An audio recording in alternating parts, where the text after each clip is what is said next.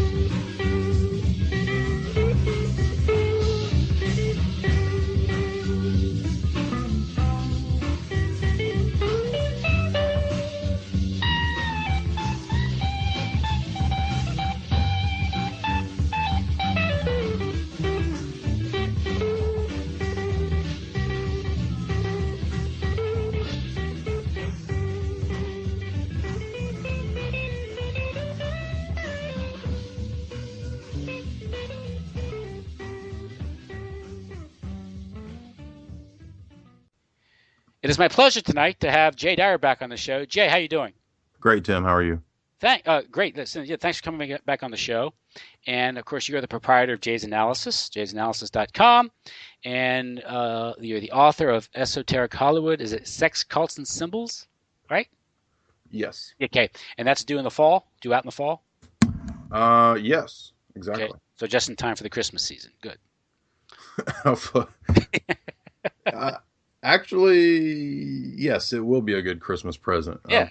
I was trying to think, is it too, it's not a scandal book, so yeah, actually, I think it'll work for Christmas. Stocking. Is it good, smaller for a stocking stuffer? It's typical, 11 by, I don't know, whatever the lengths of a book are. I don't know. 8 by 11 or Yeah. 8.5 by 11.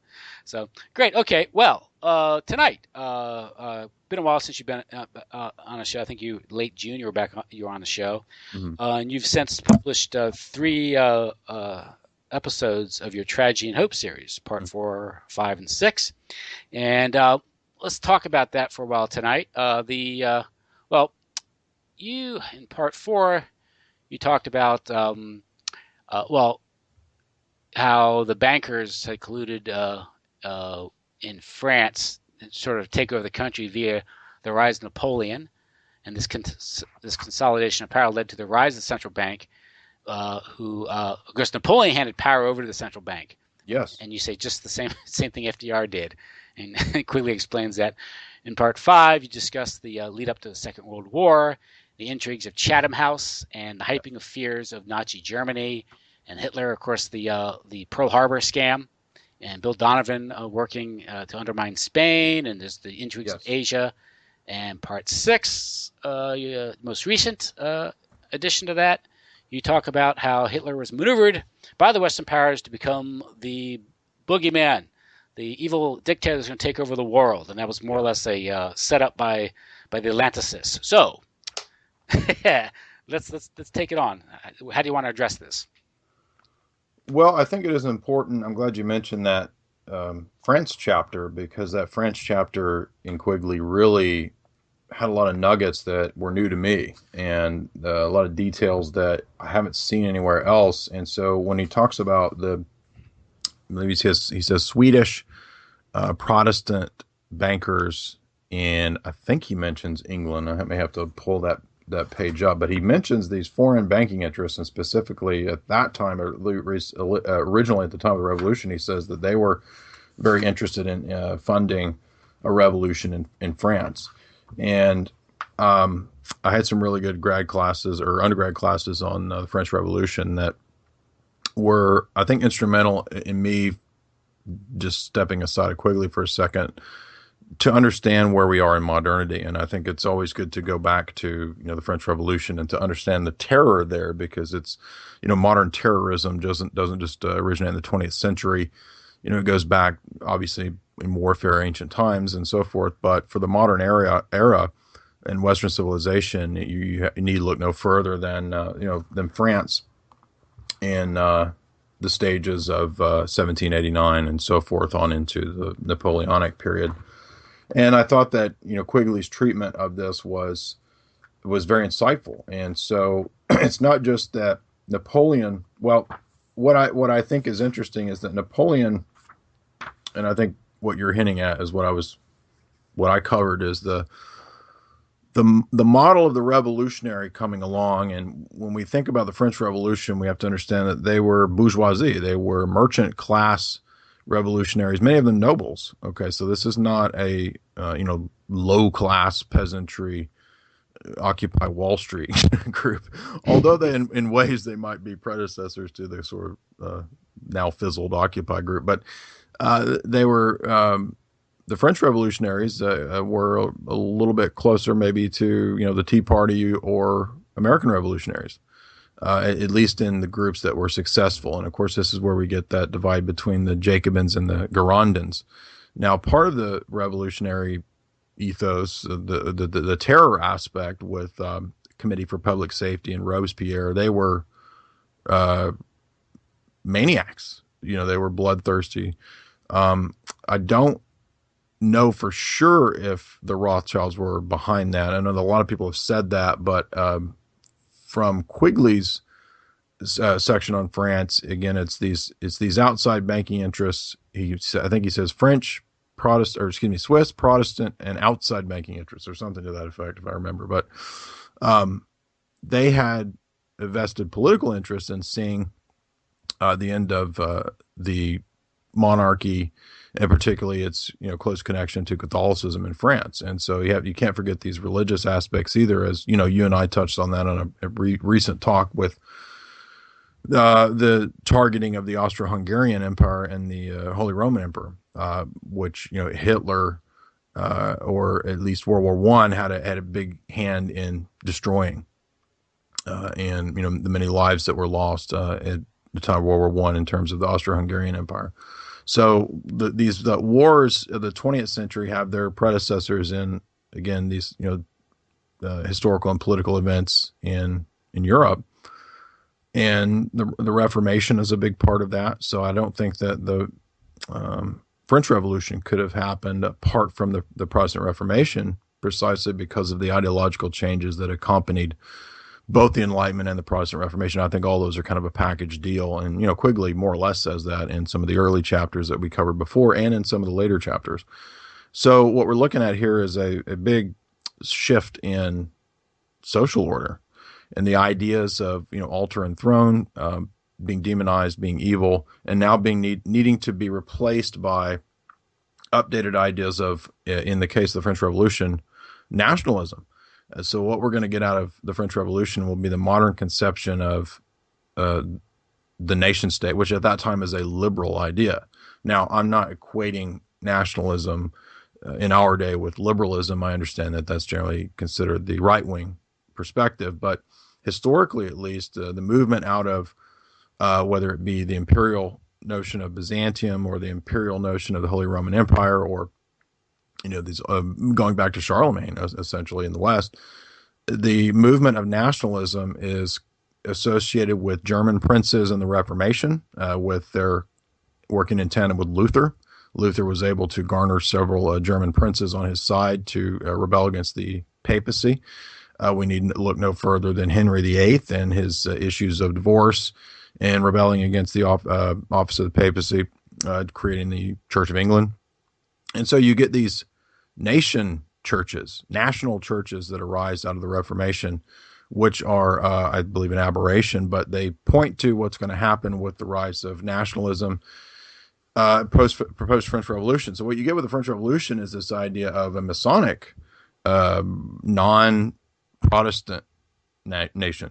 You get the secular nation state, and this is what we find in the many Masonic philosophers of the French Revolution: Diderot, Voltaire, these guys who would write these big intellectual encyclopedias. Right, the first encyclopedia comes from Diderot and Voltaire and these characters, and I believe it has the emblem of Lucifer on it. It has a goat-footed character that that Voltaire and these figures considered to be the the embodiment of reason over against priestly superstition. So this is what is so important about French Revolution, and this is why Quigley, I think, does a good job in that chapter of showing that the trajectory of France is completely determined by the bankers, and it's a model then for the rest of the countries in terms of how the central bankers basically plotted to take over the countries. And the way that happens is, as we said, through this revolutionary model being funded, fostered by offshore interests, foreign nations, foreign power blocs. And once they've significantly destabilized the region with, oftentimes legitimate criticisms of the existing rulers. That's not to say that, the Sun King or Louis XVI or any of these people were saints. But the problem is that what the revolution brings is oftentimes a lot worse. And so this is where, we get the mentionings of modern democracy. Feminism, Mary Wollstonecraft will actually come out of this same revolutionary fervor.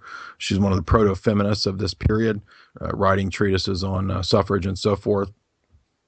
And so what happens is these revolutionary governments fail because they're just a bunch of vagabonds and demagogues trying to put together some sort of so-called idealistic republic based on secularism.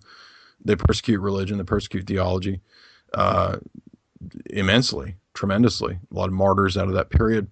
And what they do is you get the eventual rise of Napoleon. And Napoleon rises up because when you have these democracies, they fall into tyrannies, they fall into oligarchies, and that's what Napoleon represents. But Quigley makes the amazing statement that the same bankers were behind Napoleon because once Napoleon came to power, he handed over the assets of the country to the bankers. Now, at that time, there's three factions. There's Protestants, there's the Catholics, and there's the Jewish factions of banking in France. And basically, like we saw earlier in our talks with Japan, these big corporate conglomerates and banking conglomerates would make deals and would have fights and wars between one another. And over time, they consolidated power. And so to sum up the entirety of the France chapter, basically, Quigley says that Rothschild came up on top in terms of France. And this is Quigley's claim. He also makes the claim that for Western banking, that the J.P. Morgans and the Rockefellers and Chase and all that would, according to Quigley, would surpass the Rothschilds.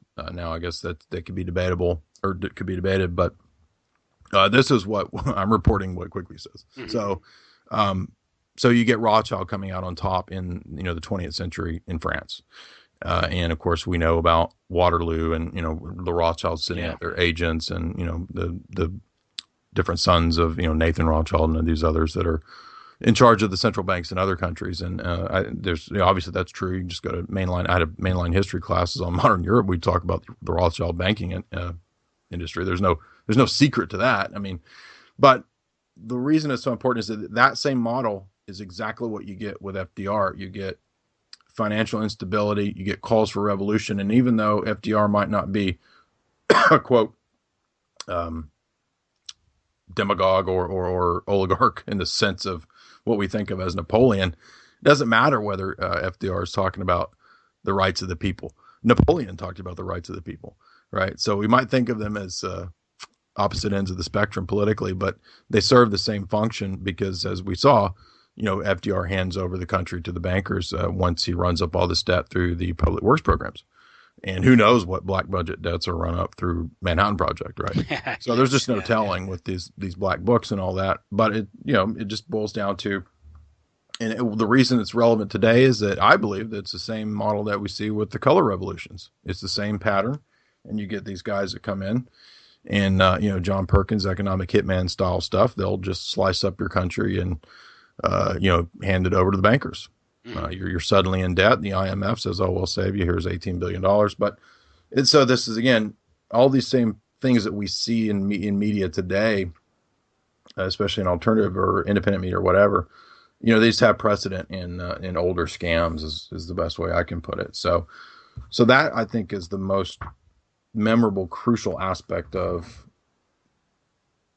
the chapters dealing with France and Great Britain leading up to the war, because it's this same class of people in Britain. It's the the Cliveden set, the Astors and others that we mentioned before. They're basically running these same scams, and so what they do is that they game the system by picking out which nations can be played off against one another in a Brzezinski style chessboard, and then you're going to base your economic decisions, your investments, on how you think that war is going to play out. Just like you might bet on the two top steeds, right? And that's what these people do. And I'm convinced that even though, I went into this already kind of believing that Hitler was probably some kind of, funded asset of the West from other books I'd read, but I was really looking forward to Quigley's treatment of it. And for when we get to the period of Hitler, for me, really, it's just a question of to what degree was Hitler?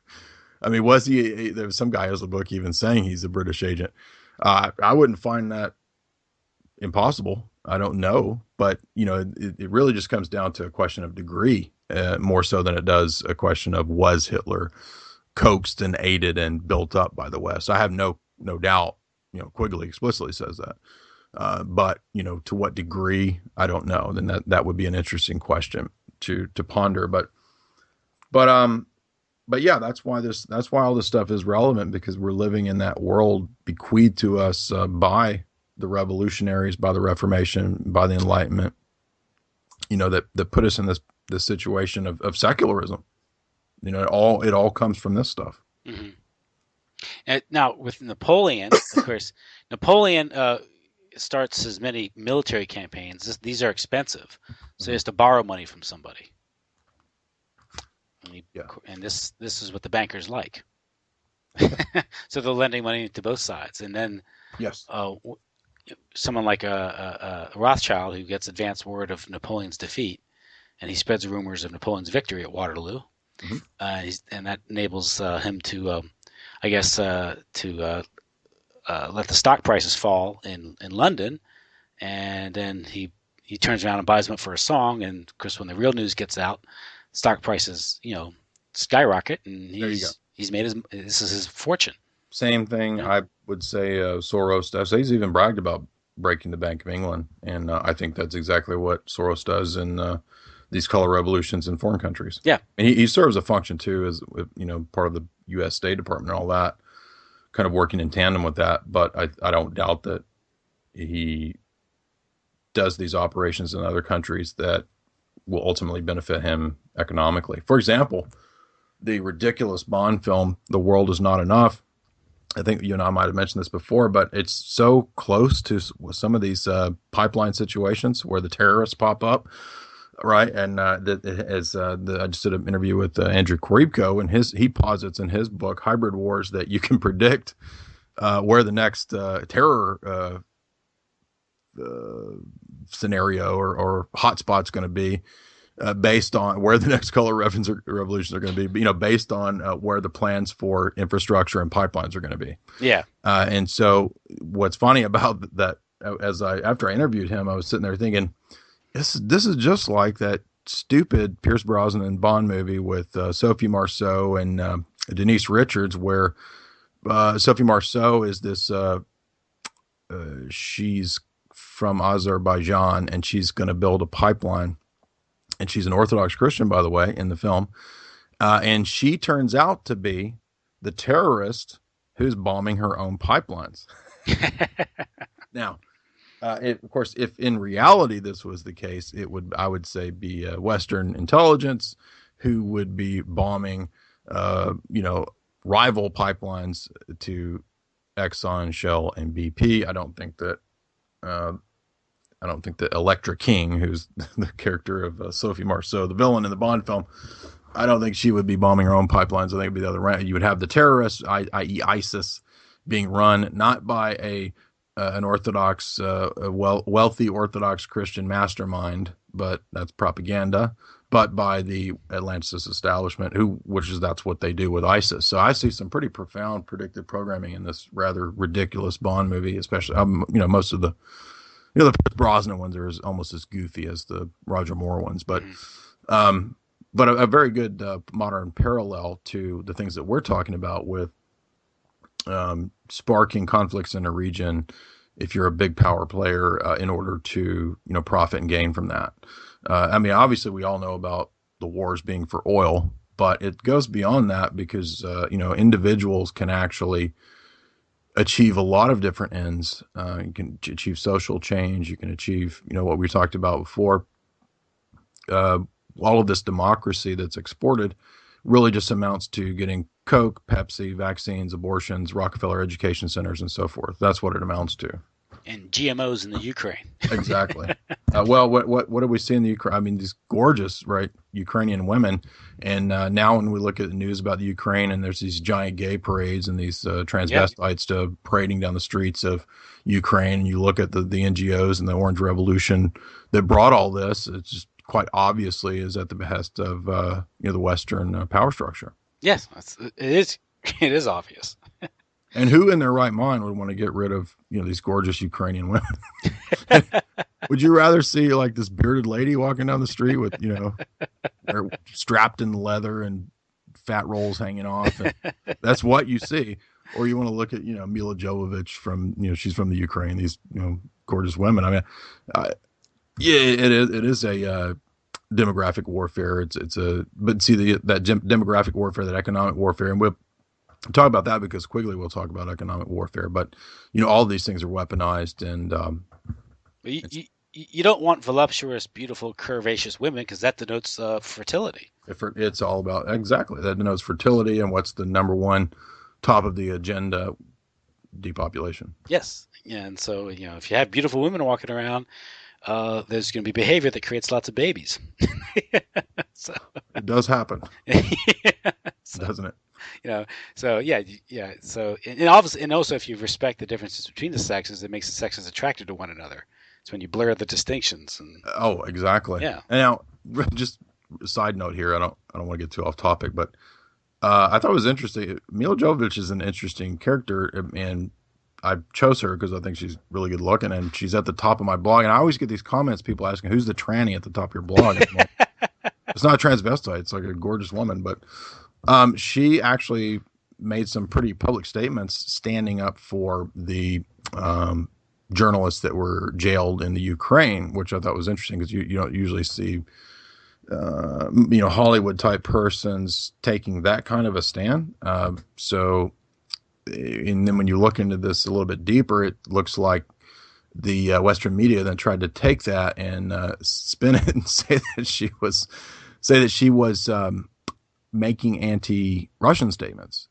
And then she's like, well, no, I'm actually from the Ukraine and I grew up speaking Russian. And her mom, interestingly, was reportedly, she was a famous Soviet actor, and her mom was interrogated by the KGB before they expatriated to the U.S. So I don't know what to make of all that, but it's just very interesting that when you dig into these people, some of these, this is again another when we talk about Hollywood and the deep connections in Hollywood, and there's some interesting stuff there. I don't know what to make of it, but I did think that it was interesting that the coverage between what she said on RT and the coverage between what the Times of Israel said about it was vastly different for the same statement.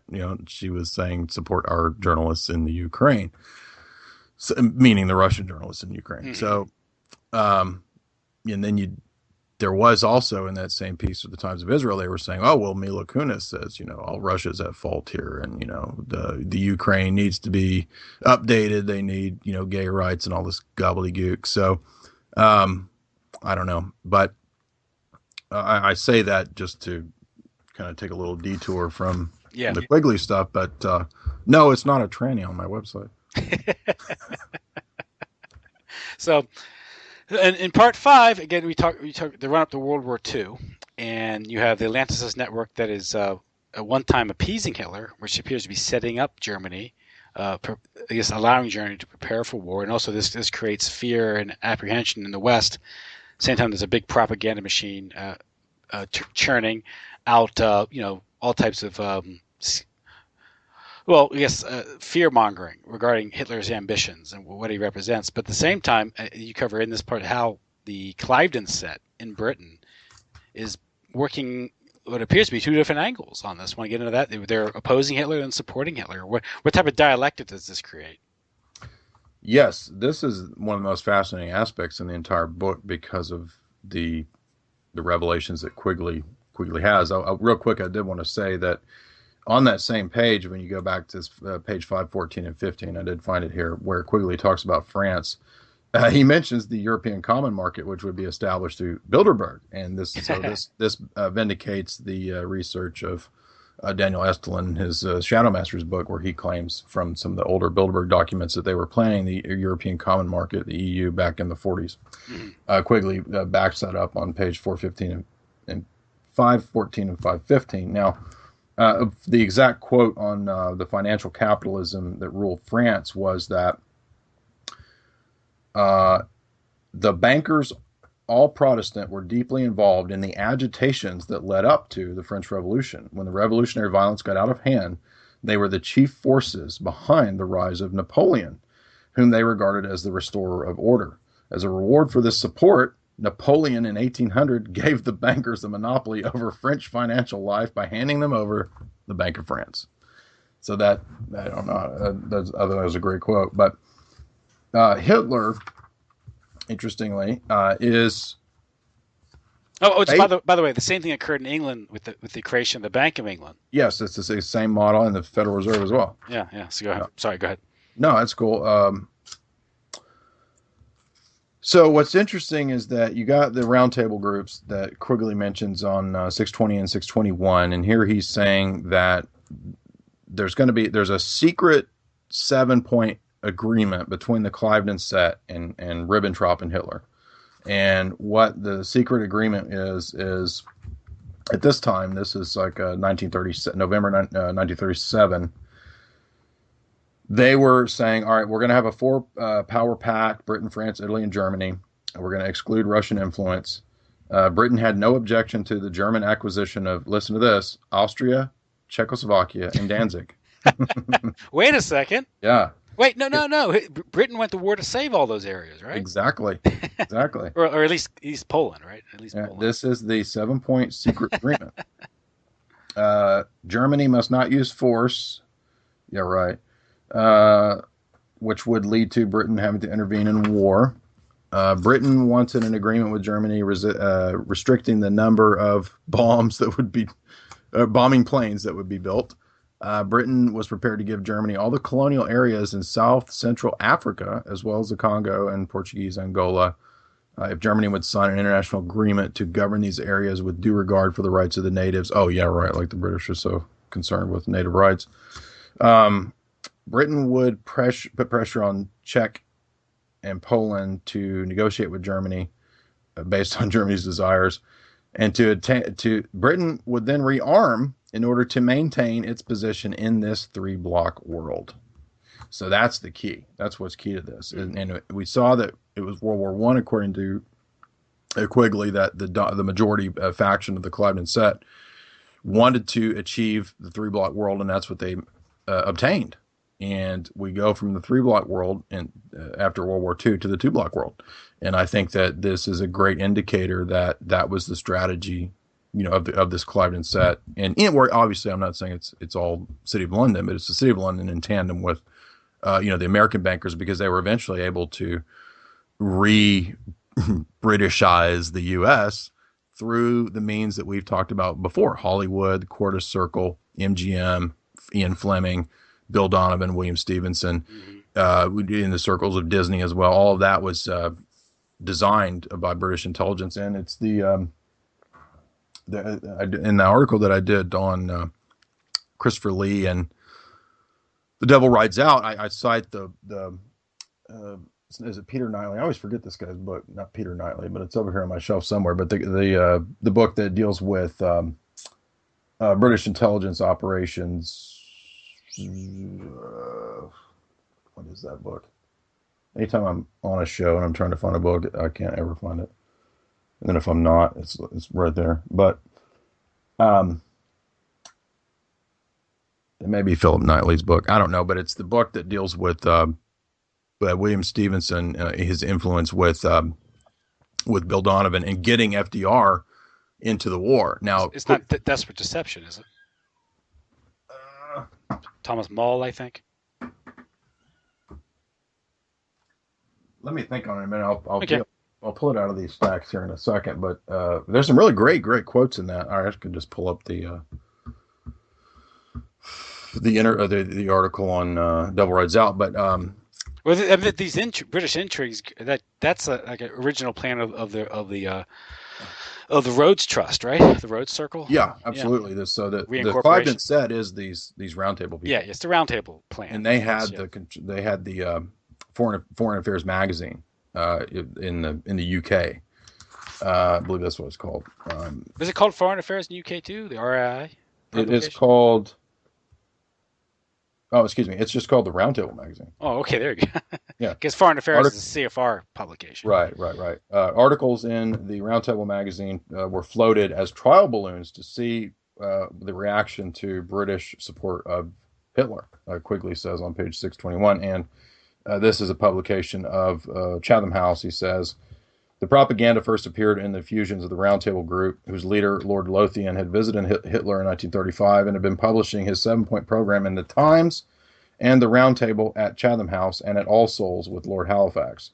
In the December 1937 issue of the Roundtable, where most of the 7 points of Halifax were discussed with Hitler, and then that didn't go over well. So what they had to do was, what's so fascinating about this is that they were running. It is Philip Knightley. It's his book, The Second Oldest Profession, Spies and Spying in the 20th Century. And that's where he says Donovan was helped to prepare his submissions to Roosevelt by Stevenson and the SIS officers attached to his staff. 2 senior intelligence officers, Admiral John Godfrey and Lieutenant Commander Ian Fleming, crossed the Atlantic to work on this campaign. And this is that shutting up these America First people and getting them into Britain First, right? Now, doesn't we'll see some of that in terms of psychological operations in the 60s, British invasion, but that's more social engineering. But what, excuse my my little addendum there, but so what's amazing about this is what Britain starts doing is running these fake news stories. So they suddenly start running fake news because the population wasn't on board with the acquiescence to Hitler. They start saying, Hitler is preparing for war. We got to arm Britain. We don't have any. They've cut our funding. We've got no war funding. What are we going to do? And they start running news reels and news stories about gas attacks, and they were handing out gas masks, which Quigley laughs about and says because that wouldn't have done anything, and there was absolutely no threat of a gas attack. But this was the talk of the bomber. The bombers will always get through. The fear of yes, and you have that H.G. Wells movie, right? The Shape of Things to Come, right? Early 30s. Yeah, and if you watch the I guess the Time Machine movie, that would be what, 50s, because the Time Machine movie ends with more of the atomic propaganda. Yeah. Where they were actually it's in the beginning where he goes into the future and he sees Britain nuked. But anyway, that's post World War II. But so the Clive set wants to appease Hitler and support him in his movements into Czechoslovakia and into Poland and in taking Danzig. And he even says that the monetary and resource support continued into the war. He was getting resources from France, and so I believe they're just using Hitler. This is like during the phony war period, the Sitzkrieg. There is the Sitzkrieg chapter, correct? Yeah. He says they keep saying don't fight Hitler, and they actually tell the countries, they say when Hitler comes in, don't fight him because we're not going to aid you. Huh. Yeah, because I read it. That's page 633. But go ahead.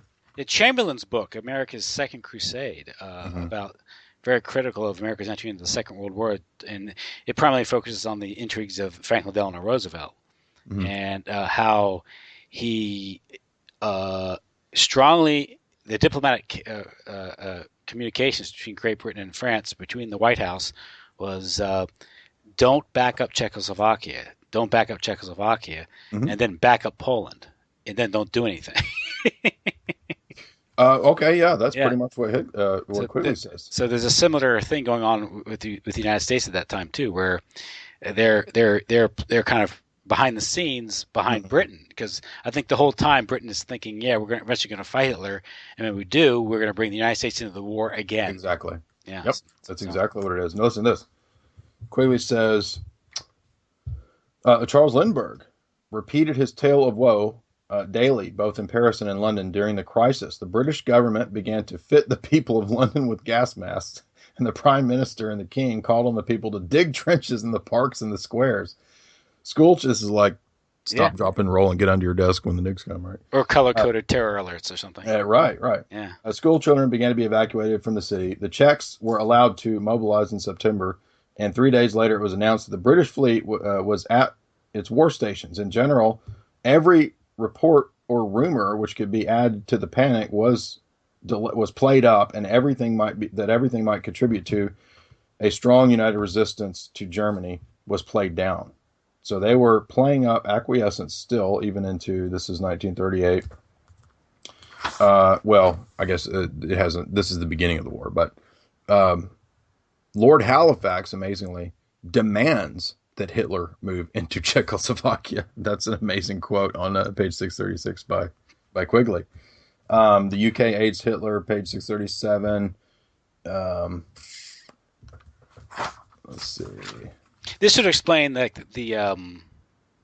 suspicions that the king who abdicated, Edward, yeah, exactly, was pro-Nazi, or Halifax pro-Nazi. No, this is what we're getting a glimpse into the intrigues of the Cliveden set, the British elite. Exactly. Yeah. Exactly. I'm glad you mentioned him, because there's a great quote from Quigley. All of these events were very clearly the chief result of Munich. Germany was supreme in Central Europe, and any possibility of curtailing that power, either by a joint policy of the Western powers with the Soviet Union and Italy, or by finding an openly anti-German resistance in Central Europe, was ended. Since this is exactly what Chamberlain and his friends, i.e. the Cliveden set, wanted, and they should have been satisfied, according to Quigley. But no, because he calls the next chapter the year of dupes. And at this point, the UK is still, by the way, pro-Mussolini. So the problem's not fascism and all the ideology. But Quigley says in the next chapter that there's the secret plans of appeasement are still there, and it's called the dual policy. And this becomes the moniker for Chamberlain's period, when he's being the front man for the Cliveden set. So what they do is they hype up a lot of fear. They use these agents that we mentioned earlier. The Spying and Spying book by Knightley has a great section on this that I mentioned, and they induce the U.S. to joining in. And basically what they do is they go after the America First movement. They go after the quote isolationists, and they say that it's your fault. Like all of this terror, all of this horror that's going to happen, it's going to be laid at your feet because you didn't help out in the war. And this ridiculous propaganda that FDR will later call the 4 laws of freedom or some bullshit like that. It's so transparent and ridiculous. I think that us reading this stuff would just laugh at it, but it worked. No, this was the Atlantic Charter. It is the Atlantic Charter, and the is it the 4 the 4 freedoms? The 4 freedoms. That's it. Freedom from want. Yes. Freedom to get ice cream. I don't know. Or the Great Society later, right? Yeah. Some of that same freedom from want. Wow. Okay. But what's so amazing and telling is the dual policy. Yeah, it's the dual policy. Now they even say that the German acquisition of the Czech gold came from the Bank of London in 1939. This is what. So when they took Czechoslovakia, the Bank of London just said, okay, well, here's the Czech gold that was in the Bank of London. According to this is page 644. They keep having secret meetings. Quigley says on page 635.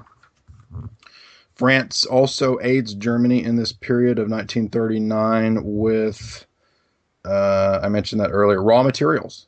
France, throughout this period, was negotiating trade agreements to send raw materials to Germany. as Well, business, a result of a deal made with Ribbentrop. business is business. I mean, Exactly. Yeah.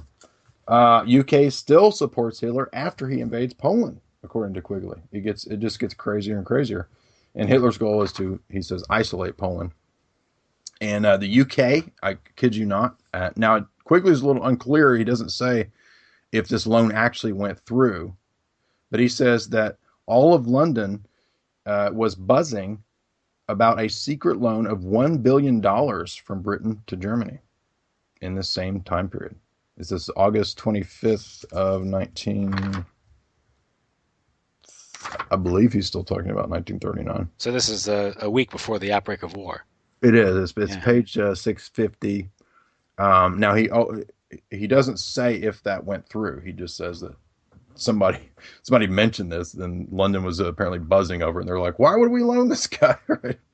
Why would we loan him $1 billion? But The serving of Czechoslovakia is interesting because Czechoslovakia had a formidable army, and yes, the Quigley does talk about that. He says that they were actually better prepared, better soldiers, had more tanks than the Germans.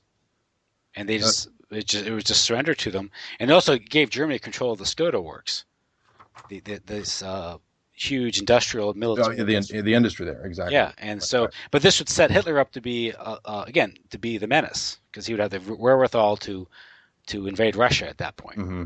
So, And what's interesting is that Russia, Quigley says on page 653, attempted to make a similar pact, and Britain went crazy and talked about how evil Russia was for making a pact with this monster when they had the same secret pact. yeah, So the Anglo-Russian agreement had they were trying to have what I thought was neat about this section was that they were trying to have an Anglo-Russian agreement around this same time, April 15th, 1939.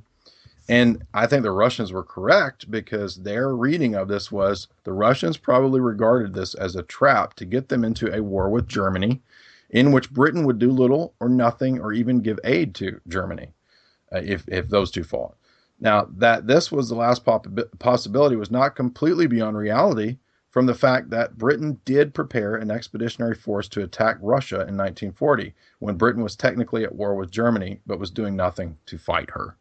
There you go. So I think that's an inkling into what would become the Cold War. So as we know from Quigley elsewhere, other geopolitical writers, William Friedman at Stratfor, the key aim of the 20th century was the Atlanticist powers weakening both Germany and Russia in the 3-block model down to the 2-block through these wars. and it's almost like these are different phases to achieve each Absolutely. level. Right. And it's almost like there's a backup plan. So if they didn't get the war with Russia, then they'll just wait for it to come down the road. Mm-hmm. There is, well, Quigley speaks of the 3 stages to World War II, but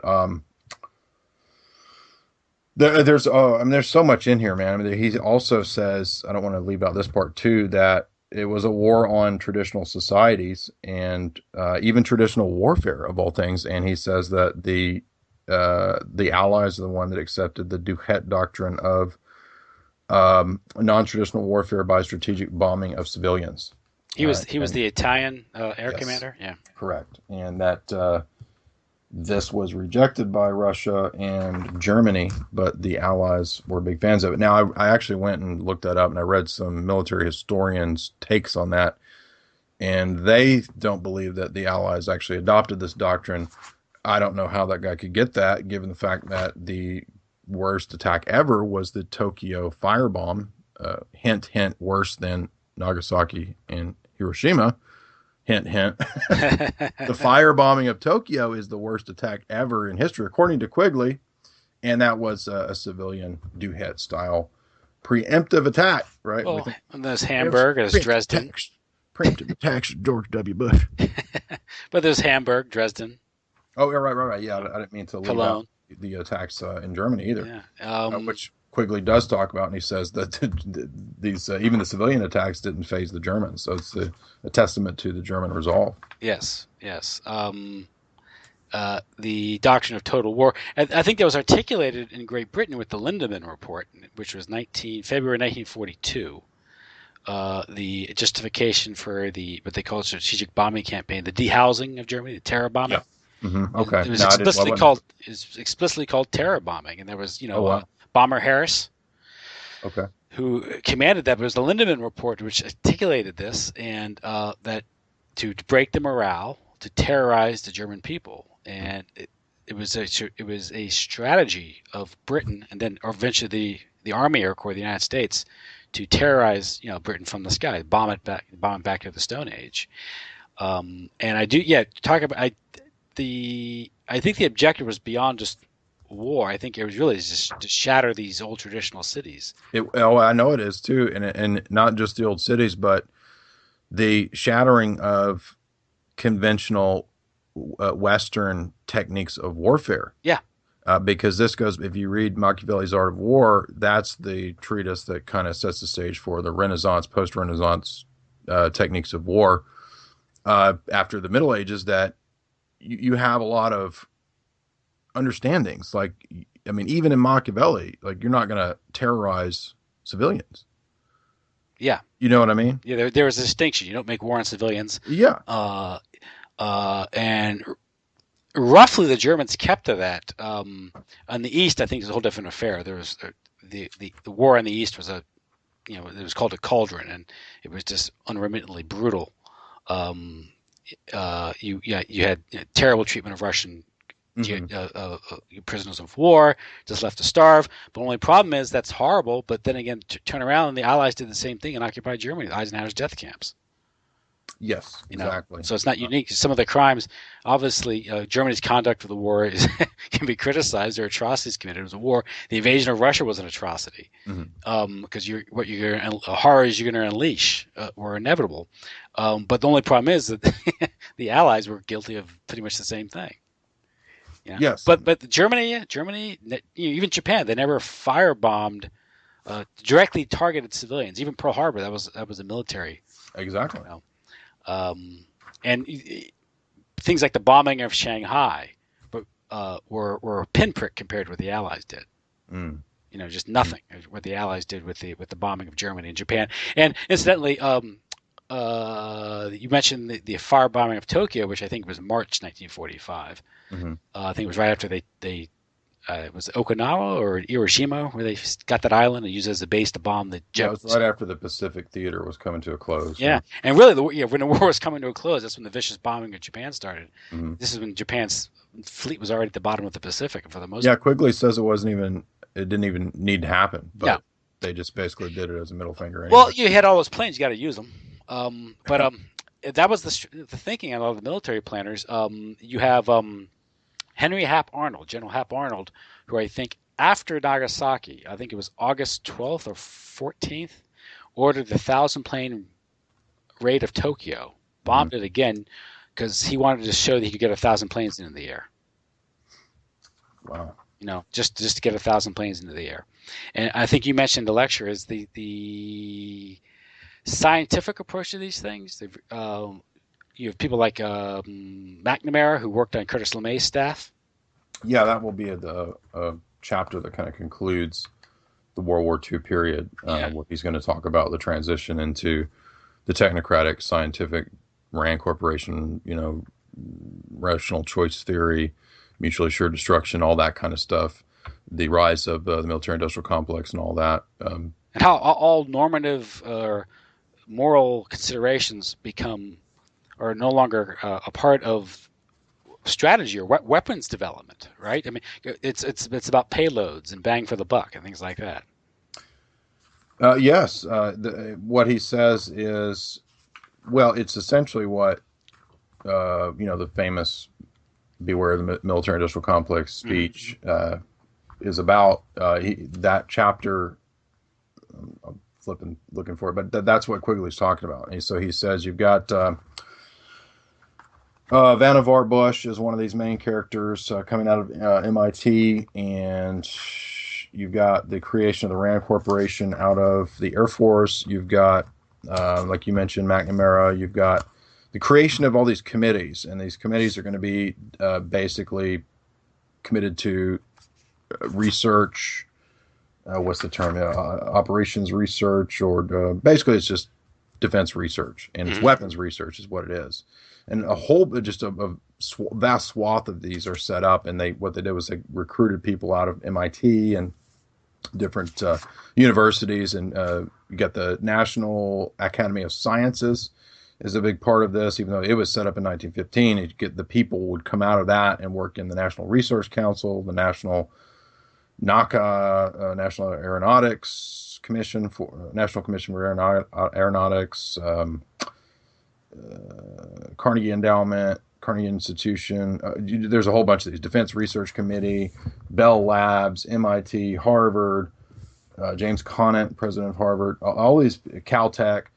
All of these are marshaled into, and once again, guess who put the money behind this? John D. Rockefeller, according to Quigley on page 841, put all this money into MIT, a large sum. And then we get, of course, the RAND Corporation. And Quigley says the goal of the RAND Corporation is the reorganization of societies. Now, what they would do is they would do test runs. Operation Bootstrap in Puerto Rico was the complete overhaul of the Puerto Rican economy to transform it into something modernized or consumerist or whatever, can't be good, as a test bed. And this was done in Operation Bootstrap, he doesn't, 42, somewhere in there. He doesn't give exact date on Bootstrap, but I'm sure you can look that up really easily. But he says persons interested in OP, operations research, also organized societies in England in 1948 and in the U.S. in 1949. And we get the quantification, the technification of everything, the rise of cybernetics and game theory, which Quigley does mention explicitly. It's like John Nash, and that's, Absolutely, yeah. That's what I meant to mention in that interview, or that last talk. Russell Crowe. Yeah, we'll just call him Russell Crowe. But empiricism and the Royal Society is more or less hinted at in this same. This is an amazing chapter, because there's actually, he says, he's writing this in 1966, and he says, get ready for computers everywhere, get ready for everything being automated. All this stuff is coming. Cybernetics and stuff like that. Yeah. Yeah. Just today I heard an ad that Cadillac is unrolling a car that it's a driver-assisted car. Yeah, it's, how nice, how convenient, how easy. What's a robot? It's just a robot chauffeur, Tim. Makes you feel elite. It's like can't park your own car. Jeez. Yeah, somebody was on a show talking about that. Like, how ridiculous is this that do we need when I bought a new car not too long ago, they were giving me the option for what's the term? A smart trunk. I'm like, I don't need that. I was like, I'm not paying extra money for I can open a freaking trunk. Pretty soon that'll be required, so you have to pay for it. It will be, exactly. Same things they've done with with Honda with a rear view cameras that it says don't use the backup. So why do I have this? I don't want to fail to mention that there's a great, he mentions out of one of the key figures out of modern philosophy is William Van Orman Quine. And he talks about Quine's Harvard publications on mathematical logic and how this large-scale rationalization and quantification would dominate all areas of life. And if you do philosophy in college, you're going to read Quine, because he's got some very famous essays. And one thing that's funny about Quine is that he's famous for calling out empiricism. And he calls it out and he says, look, there's no justification for this. It's not logically coherent. There's a famous essay where he talks about green and blue, and he says that if you there's an object in a cave and you can't see it, and it was green when you saw it, and it later appears to be blue, and then you walk away, depending on where the light shines. He says you have no idea whether this object was green or blue, and so it's just as rational to call it groon or grew, excuse me, bloon or grew. Now, his point in that essay is to say that there is no longer a reasoned or rational justification for human endeavors, for thought processes and so forth. He says, forget all that. All that matters now is pragmatism. Now he's ironically critiquing his view, but in very much the same way that David Hume critiqued the rationalism of his day. It says, look, we're all empiricists because all we've got is our five senses, but let's not kid ourselves and think that we can actually give some sort of coherent justification. It's not possible. So all there is power politics and pragmatism. Don't worry about all this other stuff. Don't worry about philosophy and metaphysics and any of that stuff. It's meaningless. All that matters is the Death Star, basically. Yeah, and this again, you develop. This is American pragmatism, which is the guiding American philosophy, which stems from British utilitarianism, right? Absolutely, and that's why I mentioned that with.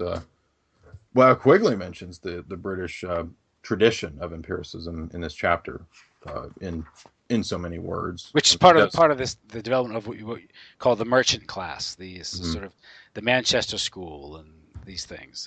Justification for, as long as you can justify it mathematically, it's okay. Well, the greatest example of the absurdity of this is when the utilitarians tried to come up with moral calculus, which I'm not joking, where they literally thought that you could come up with an equation by which you could determine whether actions were the degree of pleasure that an action could create.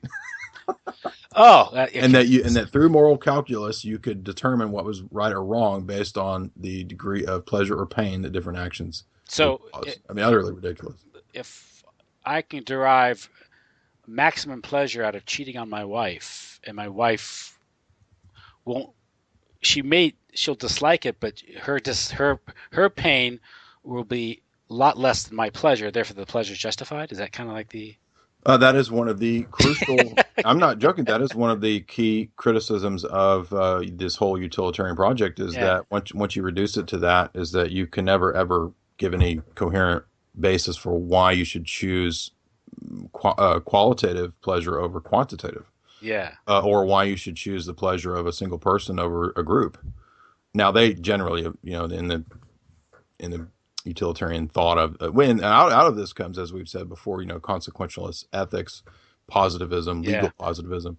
So that's why it's so destructive as an ideology.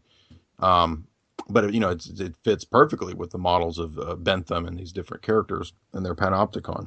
Who wrote about things like using kids and machines to turn gears, also justifying pedophilia, pederasty. I think he write the book on pederasty.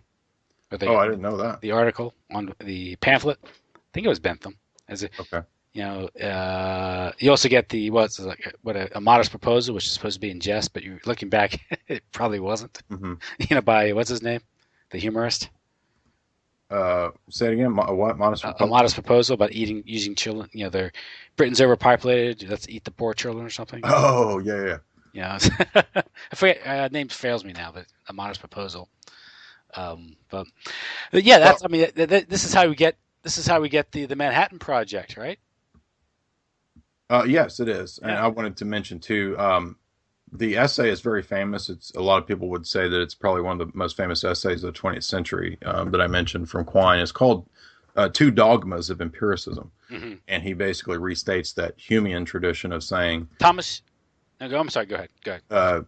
William Van Orman Quine's essay Two Dogmas of Empiricism, and he rehashes David Hume centuries earlier in the Enlightenment empiricist tradition by saying that there's no justification for, or in what in philosophy we call the principle of induction, that the future will be like the past. And Quine argues this in this essay, and there's no, it's obvious, there's no way to refute this. But he's one of these characters who, like David Hume, will say, yeah, our position's irrational. So what? We don't care about rationalism anymore. Who cares?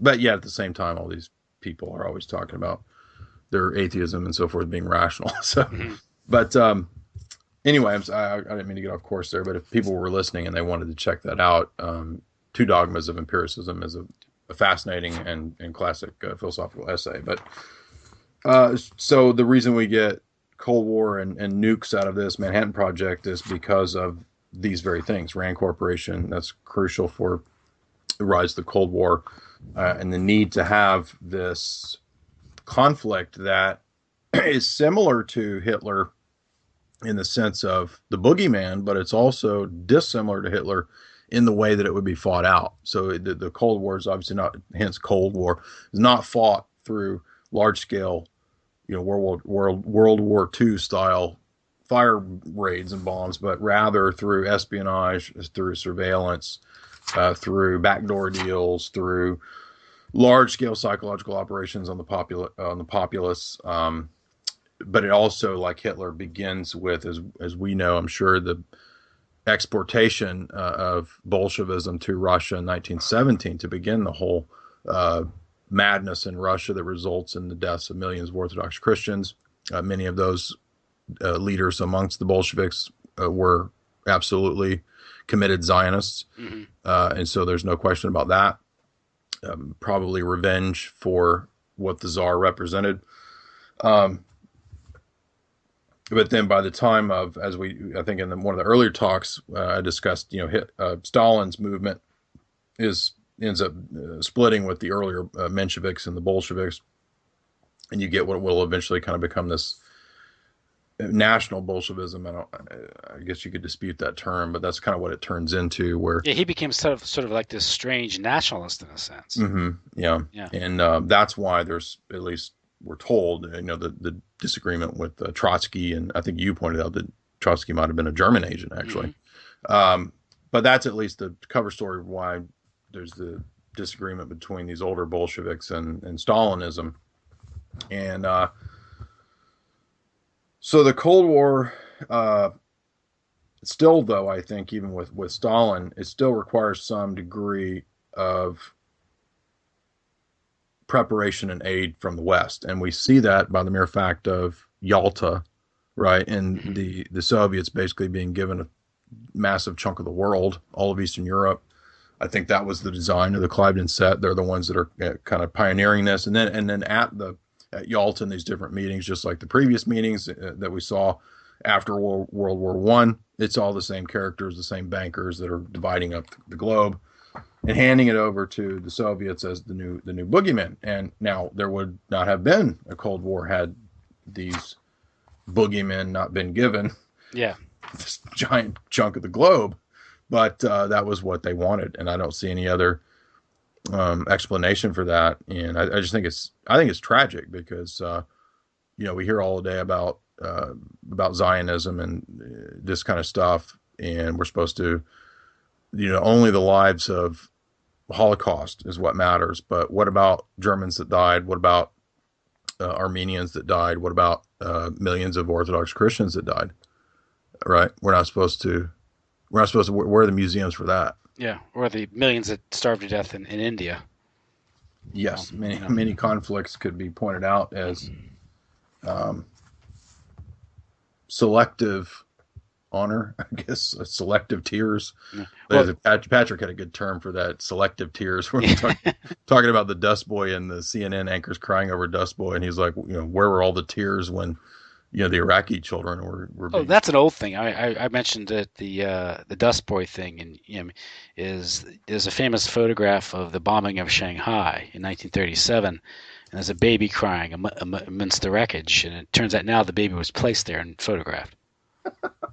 So it's because it begs the question. Who's going to see a baby crying? I'm going to take a picture of this baby, and he's going to run over there. It's not going to be obviously a natural. No, don't help the baby. You just tell you first intervene, or it's like the drowning boy, the refugee. Yeah, the Syrian drowning boy. Yeah, you see a kid lying at face down the surf, you turn him over and try to revive him. You don't take a picture of him.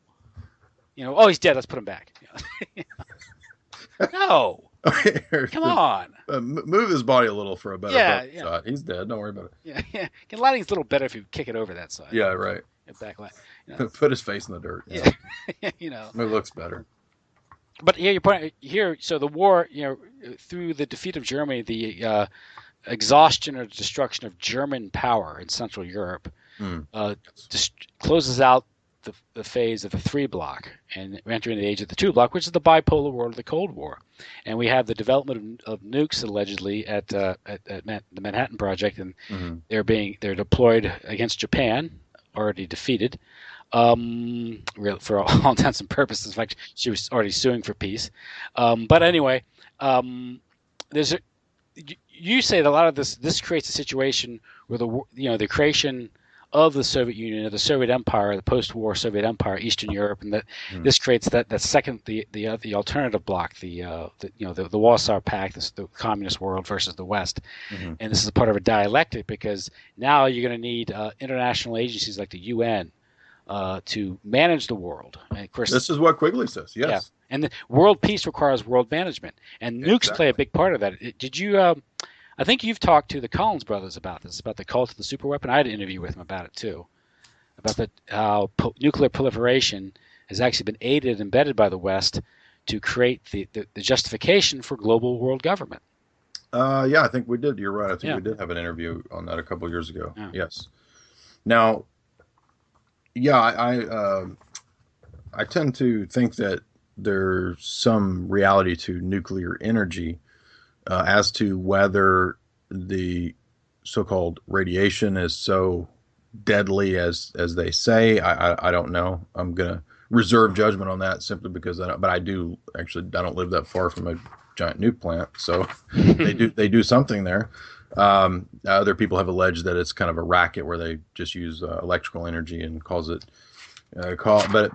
We've also had cases locally of people that worked at that plant getting sick, and there was pretty large scale lawsuits against this entity that I think is now it was private, now it's government or something, I don't know, but it's the Paducah Gaseous Diffusion Plant, and you can look up those court cases against the plant because a lot of people got cancer who worked there. So something toxic. I don't know what that is. Is it necessarily radiation? Is radiation hyped beyond, you look at Chernobyl and it's apparently flourishing in terms of, greenery. No, Nagasaki and Hiroshima were thriving cities. Yeah. So I definitely would agree on the skepticism. And Quigley makes some bizarre statements when it comes to the A-bomb. He says, we needed a super weapon, and we got all these scientists together, and they came up with the plans in 3 weeks. It only took 3 weeks, and then we just had to make it. That's a little suspicious, but that's that American can-do attitude. Exactly. That's a great point. Yeah, and there's other. We put a man on the moon, didn't we? Exactly. There's other suspicious things too, like that the 1945 to 50 period atomic spy stories are made up by Hollywood. That was a great section on page 860 to 61. Now he does say that he thinks that the Klaus Fuchs story and the Alan Nunn May stories have some truth to them. That's probably the case. How about the Rosenbergs and all that? He hasn't mentioned that, which is odd because that was the big one. It was the big one. That's the green glass circle, I think, wasn't it? Yeah, and what he says is that was that Venona? Is that how didn't Venona transcripts apply to the Rosenbergs? I'm not sure about that. Am I wrong? What's the Venona? Anyway, I don't know where the intercepts. But I think I think later on, after they were released, I think you're right about. I think subsequently, because they weren't released until the 90s after the Cold War. I think it is claimed that Venona vindicated the prosecution of the Rosenberg. I might be wrong, but I think that's what it was. Yeah, I just looked it up. That's okay. It says what you said. Yeah. Okay. So now this is interesting because the signals intelligence in regard to this project also relate to the supposed Cambridge 5. Now, when you get into the Cambridge 5, Mark Hacker and I were having a good conversation about this because that's a subject he knows a good bit about. This might explain why the Victor Rothschild character has been supposed to be both a British spy and a Soviet spy and a double and triple agent. Because if this, in other words, he's like a master spy. He's running both of these. He's both a Soviet and a British intelligence agent because he's working for the international elite. That is the Rothschilds? Yeah, as I understand, Victor Rothschild is from that family. Okay. Now, there's a Guardian, or let's see, Guardian or a Telegraph article based on a guy's book that came out, I think, last year or a couple of years ago. Yes, Victor Rothschild is the third Baron, and yes, and yeah, so you'll see articles that, oh, oops, he was the a Soviet agent. He was a secret Soviet agent, and then oh, he was the infamous fifth man of the Cambridge spy ring that nobody's ever figured out.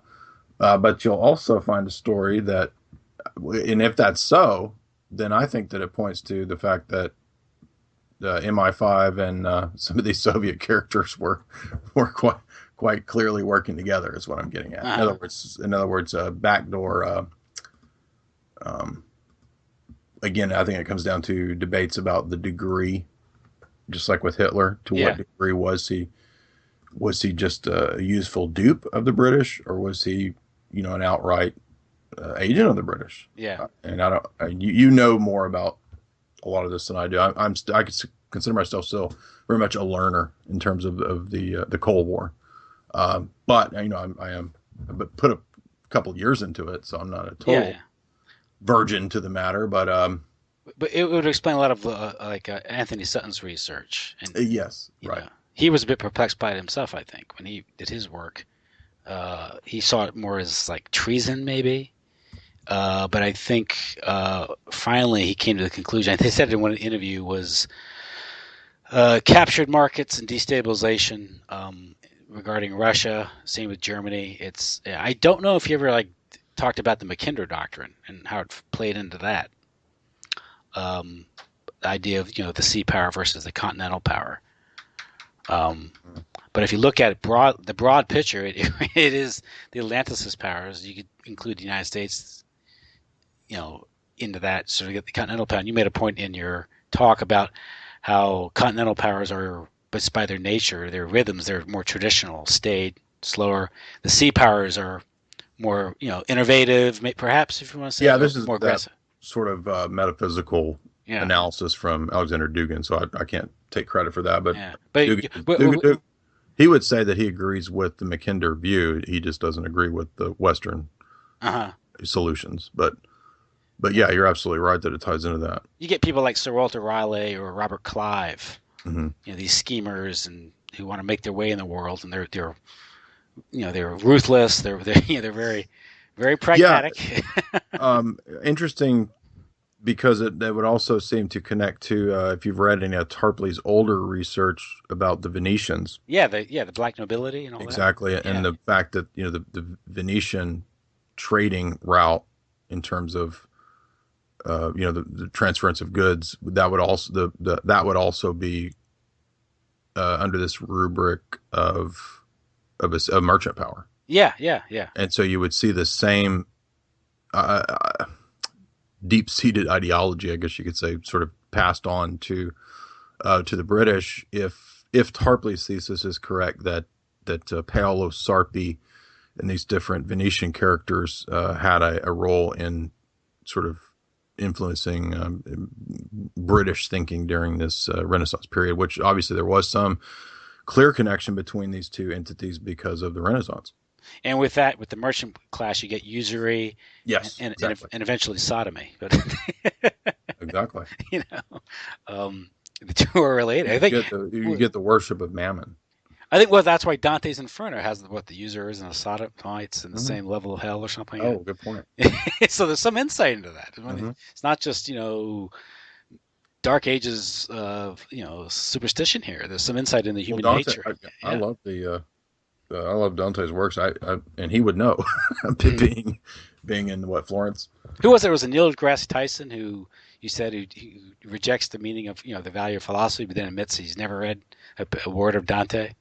I think you said that in your lecture. Or I think Daniel sent me a clip of him saying that. Yeah.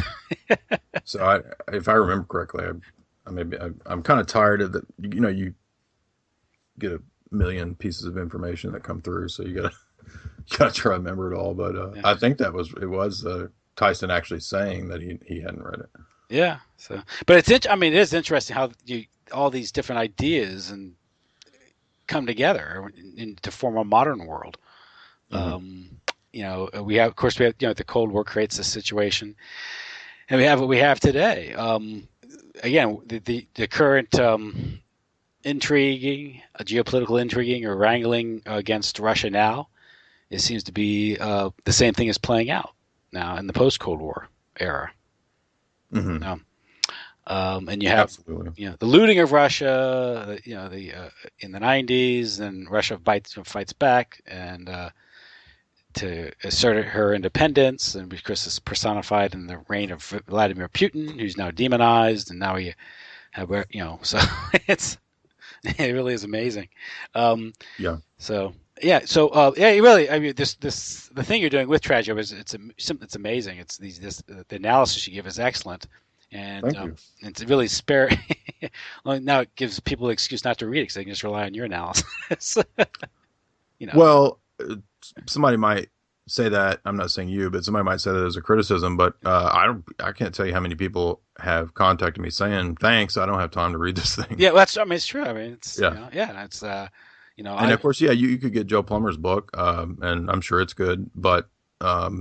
A lot of people don't have time to read Joe Plummer's book. But, the people can sit at work and listen to audio, and I get a lot of people saying that that's what they do. And one thing that I see as a what's the word I'm looking for? A weak point in a lot of people that do good research. A lot of guys out there that write really great stuff, and a lot of people in the alt-right that I like, or even like the Kripke article or interview that I did. I think he's got a lot of great insights, but I think a lot of people are not aware of this book still. Even the people who go into writing on geopolitics, and that's not to say that like you have to read this or that, but I think it should be required reading it in some way, because you can't overlook what the CFR and the entities that gave birth to it, planned in the last century. And I don't see how you could understand, the modern geopolitical setup without these kinds of things. And I think it's more important probably than Sutton's. I mean, Sutton's stuff is good. I'm not downplaying it. I think it's great, and I think it's more or less correct. I guess you can debate, and I want to get to the bottom, eventually of. A lot of this Cold War stuff, because it's a question that really kind of bounces around in my mind quite a bit, because some of the actions of Stalin don't make sense. I'd like to see exactly to what degree he went off script, and is Kerry Bolton right, or is I did an interview with Dr. Matthew Johnson. He disagrees with Bolton. He thinks that it was pretty much staged. That there was nothing anti-New World Order about Stalin at all. So these are guys that have, as you as well, who've studied this stuff a lot longer than I have. So I like the process of research, and getting down to the bottom of issues as best we can. Obviously these are historically conditioned events, but again, that's why Tragedy and Hope is so important, is that you're getting an apologetic. Yes, in-house. It was an in-house apologetic. Right. So you're getting some, like, there's revelatory information in it, because it was, at least from my understanding, it was supposed to just be read by, the people that are going to be in the state, exactly, in the State Department at the CFR, and it was meant to, propagandize them. At the same time, give them this inside information to know how it really works, but at the same time, have them think that what they're doing is good. For the good. Yeah, exactly. The greater good. You got it. And a lot of people criticize it. They'll say, well, this is 1966. The book doesn't matter anymore. It's dated. No, well, it's not dated if it's from the archives of the people that run most of the planet. Yeah. Yeah, it's dated, but so what? Yeah. I mean, so is the Halford Mackinder. Yes. That doesn't mean he's not relevant. I mean, you see it all. Yeah, you see it being played out right now, right. Or Machiavelli for that matter. There you go. Yeah. Or Sun Tzu, or these people dated. It's like, nothing changes under the sun, as someone once said.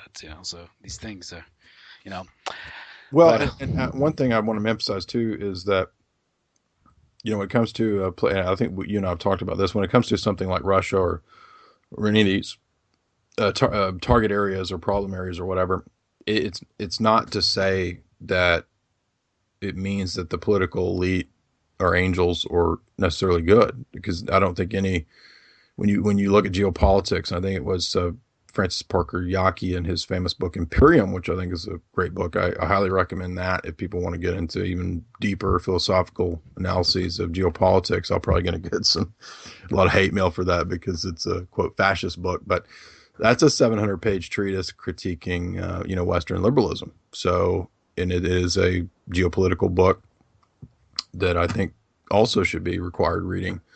But Yockey says, he's Spengler's protege, he says that you can't look for morals in geopolitics. There's not good guys and bad guys, because the world doesn't work that way at that level, right? Mm-hmm. I'm not saying there aren't evil people, there are, but so it's not to say that Russia is saintly, but the more I look into these things, the more I look at what these these EU oligarchs, like that guy out of Sweden or whatever, saying that the enemy is the Christian solidarity in the East.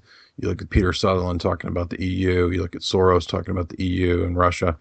And it's a question of what the populations believe.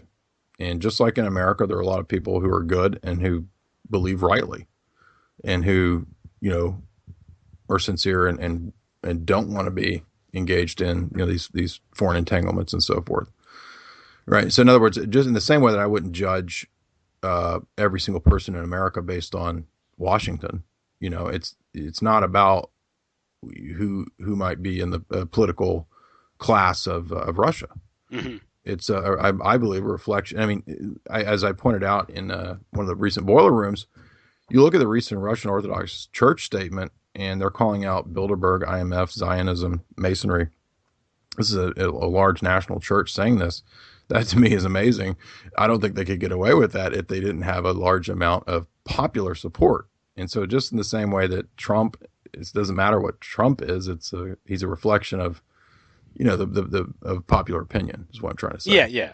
And that's what matters. And that's what the globalists ultimately want. And I think that Dugin was right in his analysis of this when he said that the problem in Russia is not the people, it's the faction of the political elite that are in bed with the globalists. Yeah. And you juxtapose that statement by the Orthodox Church in Russia to the milquetoast Western Roman Catholic Church, right. And how they embrace globalism and UN and these things.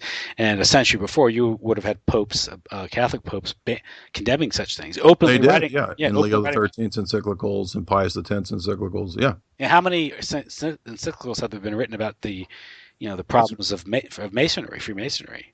And now, if you mention Freemasonry to a Catholic, he'll think you're a conspiracy nut. Yeah, you'll find this funny. Back when I was a Catholic, I used to, I'm not joking, I had a box of Leo XIII's Humanum Janus, famous encyclical against Freemasonry, and I would go into just normal Novus Ordo parishes and pass it out. I'd leave it in the pews too. I got asked to leave one time for doing that, but I was like, "Well, it's from a pope. What is the problem?" Well, that's why you can have outfits, like people like Bill Casey, being a Catholic. Oh yeah, right. Belonging to the National Review people. Yeah, the National Review people, the CIA conservatism, which CIA is, you could say, is a Freemasonic organization. That was spawned of the CIA. That's why you can have these things, and this sort of infiltration. Also, too, Tim, I don't want to be oversimplified and mean that being taken to mean that I think that everyone that's part of the Russian Orthodox Church or the Russian Orthodox groups abroad are therefore automatically good. I'm very aware of how Stalin and later the KGB would put bishops and priests into those offices. I know all about that. And unfortunately, I don't think that the West is any different. That's what I'm trying to say. Yeah. So you get that kind of, which I actually hate that. That's like one of the worst things ever is the state putting their agents into the church. I think that's awful. I mean, that's what I get a glimpse when I read some of the research, the writings of of E. Michael Jones regarding Americanism. Yes. And I think he's touching on that in his work. He touches on Masonry and the church, and he calls it Americanism, the ideology, and how after the Cold War, we were talking about the Cold War, how they used the fear of the Cold War to suborn the church, and this was done as a black op during the Vatican II. This is John Courtney Murray and what they were doing at Vatican II. And Yeah, so, don't mean to brag, but I do know a lot about that topic, and he's absolutely right about that. yeah, and Now, we would disagree about the conclusions. I think that Yeah. was problems prior to Vatican II that, I mean, you don't think you could have had it if you didn't already have John the 23rd supporting, the communist worker movements and things like that. And him writing his encyclical Pacem in Terris and arguing for international monetary control, basically communism in his epistle. And I don't know that it's been proven, but, a lot of people have suggested that Angelo Roncalli was inducted into a form of Rosicrucianism or Masonry at some point. mm-hmm. Again, it's always hard to know any kind of deep political operation like that. But when you look at the actions do seem to back up Mm-hmm. what Masonry would want. Yes. So yeah, I think it's just tragic. There's not a simple explanation or answer to, the big churches in the last few hundred years and what's happened to them, be it Protestant, be it Orthodox, be it Roman Catholic. It's very complex and it's very difficult. But not everybody's a bad guy either. There's plenty of good people and so forth. And David Wemhoff wrote a book about Henry Luce and this thing, Americanism, and the suborning of the Catholic Church. This goes back to the Carols. Interestingly, there was one of the books that I read back when I attended the Latin Mass pretty exclusively was Solange Hertz. She has a great book against Americanism. Mm-hmm. I don't know if it's still in print, but if you can find that, it's a couple hundred pages. But she, much like Jones, E. Michael Jones, probably, I'm sure he's read it. And he probably quotes it in his book. But she documents the tendencies towards liberalism, even in the famous the Carroll family. If you're familiar with them, they were prominent in the founding of America, and they were famous Catholics. Oh, in Maryland, John Carroll of Maryland. Yes, exactly. Yeah. And she argues that they had these, Americanist tendencies back then, and that's kind of the birthing of what you would later get as you could almost argue a schism of most of the American bishops do their own thing. I mean, they don't care what, even if you go back to, I hesitate to call any of the post-Vatican II popes conservatives, but the conservative-ish rulings out of that body have always been discarded by the ICEL, International Commission for Liturgy in England, and so forth. And that's because the American Catholicism has adopted the laicism and the ideas of democracy as defining the church. And that's 100% diametrically opposed to all Christianity prior to the Reformation. So, and David Wemhoff, he says the original sin is in the doctrine of separation of church and state. I totally, I totally agree. It's sort of the idea where you can ward off the church, give it this little area, and everyone has a little ground, little territory, and don't bother us. Don't get in our way, and all of those that train of encyclicals that we talked about. They say that. In fact, the Feast of Christ the King was instituted, I believe, by Pius XI.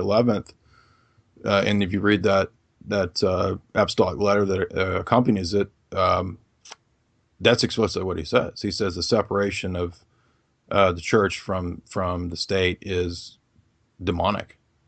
Mm-hmm. He says it's apostasy too, by the way. So, and what do we get in these nations that do that? Well, look at former Catholic Spain. Well, now you've got abortion. Yep. Ireland. Gay Poland. rights. Yeah. Yeah. This is the West. It's abortion, and sodomy, and but yeah, I think in your talk you talked about. Also, too, I'm sorry, I keep thinking of things. Okay, go ahead. I just wanted to mention that I listened to the talks, or some of the more recent ones that you did with E. Michael Jones, and he pointed out that the bankers, uh, that there was an alliance between Protestant and Jewish bankers. And so when I was saying that the Protestant, or Quigley's quote, the Protestant bankers behind the French Revolution, I think Michael Jones is correct that there would be an alliance between the Jewish and the Protestant banking as well. Yeah, because if you look, especially look at the Cromwell situation, they have allied interests, especially with Cromwell and the Jews. They have allied interests in opposing the classical forms of Christianity. Yeah, they're much more amenable to Calvinism, things like this, than they would be to Orthodoxy or Catholicism. and they become society becomes Judaicized, as they say. It's that's when you'll get usury and all that. Using this stuff, it becomes normalized. It becomes this becomes just the assumptions. You internalize the commands of your oppressors, and then you're captured by them because you no longer have a point of reference intellectually or philosophically to question these things. And we see that with the development of the American Yankee, who grew out of the Pilgrims, who were Cromwell, right? These are the people in England. So you see that lineage. It is interesting, So, what's funny too is that the more I read a lot of older church writings, theologians, going back quite a bit. I mean, I don't even know how to. I mean, they don't believe anything like what we believe. Now, I'm not saying that nobody believes anything traditional. I'm saying that the things that nowadays would be considered hate speech, or it just boggles my mind that, I mean, it's the church fathers will talk about ethnic differences. Yeah, they don't have any problem speaking that way. Now that would be racist talk. But I've found plenty of references of the way that the church fathers, for centuries would speak of, and that's just actually all societies, really. Yeah. Prior to the civil rights movement, understood that there were ethnoi, that there were distinctions between. Well, these things matter. Ethnicity matters, and right. I always say we always talk about the importance of community. What's the strongest foundation for community? It's ethnic. Mm-hmm. Right? I mean, other than that, you don't have a community because people don't relate to one another. Well, it's one of those building blocks. It's one of those building blocks, just like your gender, or just like your family. Yeah. These are all natural building blocks. How you break it apart? Yeah, break it apart with this alchemical thing that you might want to call integration or gender fluidity. Right? So this blurring of these distinctions, these differences, which are natural and I think are necessary, and in the final analysis, not perfect, but they're good. Well, yeah, that's what I'm saying. That you can read the church fathers; they'll talk about the fact that, like in Acts 17:26, that the text says that God established the differences between people. Right? Yeah, that's the way the text speaks, and the New Testament in the Greek will use the term ethnoi with frequency, and there's no problem there. And so the idea of the church being co-opted into some sort of Babel notion is not what the church has historically taught. The unity of the church does not consist in the destruction of ethnoi any more than the unity of the church consists in the destruction of gender. I mean, nobody hopefully would think that in church practice that the fact that there's neither Jew nor Greek nor male nor female. Yeah. Oh, well, then I guess we don't have genders anymore because Jesus came. No, that's utterly preposterous, and nobody ever argues that way. But that same argument has to apply if you don't think that there's ethnoi. Yeah. And plus, I have to point this out. This is a great one, and I was doing some reading on iconology, the icons lately. And in the Eastern tradition, you don't picture Jesus other than the way that the icons picture him. Right? You don't make an Asian Jesus, for example. Why? Well, because Jesus was from Jewish lineage. Yeah. He's not Asian. And why? In traditional iconology, icon theology, will talk about the fact that the saints are pictured the way they're pictured because of the importance of their historical reality in their life. And part of that historical reality in life is your genealogy and your lineage. Mm-hmm. Exactly. And these differences do matter, and they're important, and they're good. The differences. I rather enjoy the differences between male and female. Quite frankly, I find women far more attractive than men. Yeah, exactly. Who wants to see the bearded lady walking down the street of Ukraine when it could be, beautiful images of, the fact that we have the Theotokos, Mary, Mother of God. Mm-hmm. I mean, a big part of that role is her gender and the fact that she's the new Eve. And the notion of church of being the bride of Christ. Exactly. There you go. These distinctions matter. How you relate to the church, how the church relates to people. And the whole reason why the church is created is to give a physical representation of God, you could say. So, because we're physical people, we need a church. Exactly. So we need a church, we need an institution, and your smashing of these institutions, which are by no means perfect, is an attempt to deprive us of these institutions that we as individuals, otherwise atomized individuals, need to relate to. To make us into that listless, groundless, deracinated, meaningless Borg that will fit into the Rand Corporation's Death Star. Yeah. I'm getting some feedback there. Did you change the volume or something? I can hear my voice. No, I don't think so. I don't know if that'll come out in the record. That's better. Okay, maybe we're just moving. Okay, maybe I don't know. But that's what it is. It's kind of this breaking down. In the name of diversity, we all must be the same. Talk about the ultimate contradiction of liberalism. That's the. It is a tyranny, and that's what is so amazing. But when you have that kind of position, even though you're flat out contradicting yourself, it doesn't matter because it gives the out because you don't believe in contradictions anymore. Mm-hmm.